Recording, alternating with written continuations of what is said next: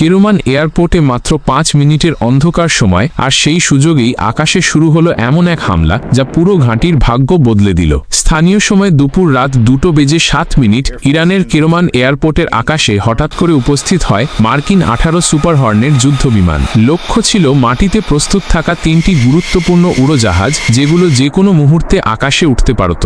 Operation শুরুর আগে একটি MQ-9 রিপার ড্রোন পুরো এলাকা নজরদারি করছিল এবং লাইভ ফুটেজ পাঠাচ্ছিল, কিন্তু জ্বালানি সীমার কারণে ড্রোনটি হঠাৎ এলাকা ছেড়ে গেলে তৈরি হয় প্রায় 5 মিনিটের অন্ধকার সময়, যা পরিস্থিতিকে আরও জটিল করে তোলে। এদিকে রেভেন 1 ও রেভেন 2 কলসাইনের 2 পাইলট যখন লক্ষ্যবস্তুর দিকে এগোচ্ছিলেন, তখন হঠাৎ তাদের রাডার সতর্ক সংকেত ধরা পড়ে। ইরানের টরেম এক মিসাইল সিস্টেম হঠাৎ সক্রিয় হয়ে ওঠে এবং সরাসরি ফায়ার কন্ট্রোল মোডে চলে যায়। মুহূর্তের মধ্যে একটি উচ্চগতির মিসাইল ছোড়া হয়। তীব্র চাপে পড়েও রেভেন এক দ্রুত কৌশল পরিবর্তন করে চ্যাফ ও ইলেকট্রনিক জ্যামিং ব্যবহার করেন, যা মিসাইলকে বিভ্রান্ত করে দেয়। মিসাইলটি খুব কাছাকাছি বিস্ফোরিত হলেও বিমান অক্ষত থাকে। এই সময় রেভেন 2 বিপরীত দিকে সরে গিয়ে শত্রুকে বিভক্ত সিদ্ধান্ত নিতে বাধ্য করেন। এই প্রতিরোধের কারণে তাদের আক্রমণের রুট পরিবর্তন হয়ে যায় এবং তারা পরিকল্পনার বাইরে পাহাড়ি এলাকায় ঢুকে পড়ে। ফলে স্থানীয় রাডার অপারেটররা দ্রুত তাদের অবস্থান শনাক্ত করে কেরোমান ঘাঁটিতে সতর্ক বার্তা পাঠায়।